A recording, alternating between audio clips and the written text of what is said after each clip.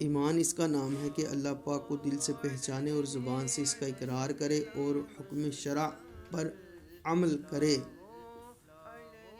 تم نے لوگوں کو کیوں غلام بنا رکھا ہے حالانکہ ان کی ماؤں نے تو انہیں آزاد جنا ہے۔ بدخو کی دوستی سے احتراز لازم ہے، کیوں نہ کہ وہ اگر بھلائی بھی کرنا چاہتا ہے تو بھی اس سے برائی سرزد ہو جاتی ہے۔ ایک دن ایک شخص نے حضرت عمر رضی اللہ تعالیٰ عنہ کی تعریف کی تو فرمایا، کیا مجھے اور اپنے نفس کو ہلاک کرتا ہے؟ نہیں رکھتے دوستی مومن مخالفین خدا اور رسول صلی اللہ علیہ وآلہ وسلم سے، اگرچہ ماں باپ ہوں۔ دوزخ سے بچو اگرچہ آدھے خرما ہی کی بدولت ہو، اگر یہ بھی نہ ہو تو میٹھی بات ہی صحیح۔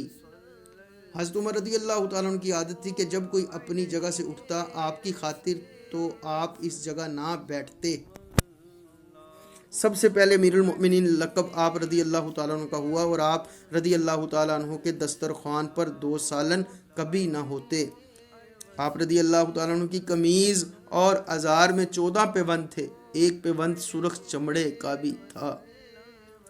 فرمایا کرتے، کاش میں مینڈا ہوتا، میرے گھر والے مجھے موٹا کر کے ذبح کرتے اور پکا کر کھاتے، مگر بشر نہ ہوتا۔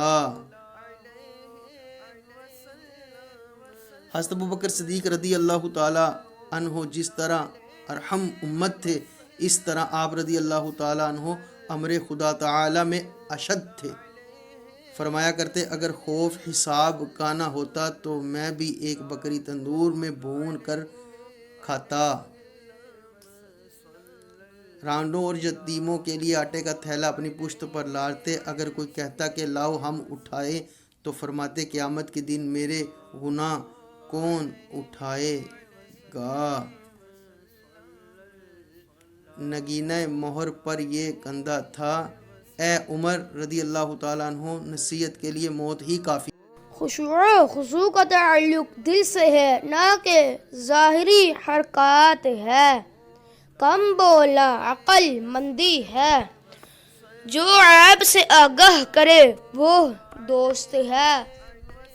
جب کوئی مجھ سے سوال کرتا ہے اس کی عقل کا اندازہ ہو جاتا ہے۔ انسان صوم و صلات سے نہیں بلکہ معاملات سے پہچانا جاتا ہے۔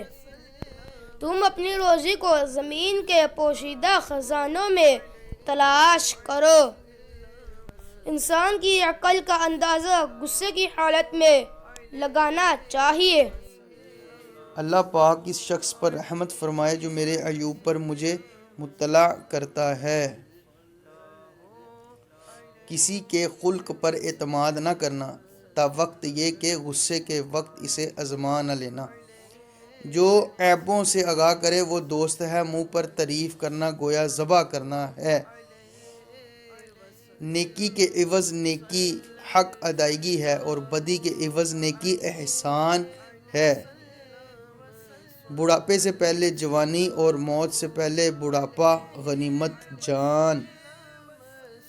سخی حبیب خدائے پاک ہے اگرچہ فاسق ہو، بخیل دشمن خدا ہے اگرچہ زاہد ہو۔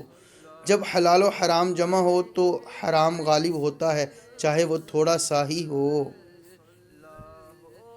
ہم حرام کے خوف سے 9 حصے حلال بھی ترک کر دیتے ہیں۔ عزت دنیا مال سے ہے اور عزت آخرت اعمال سے۔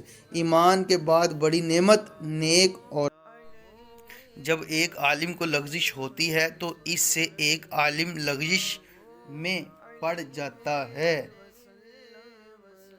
طالب دنیا کو علم پڑھانا راہزن کے ہاتھ میں تلوار فروخت کرنا ہے۔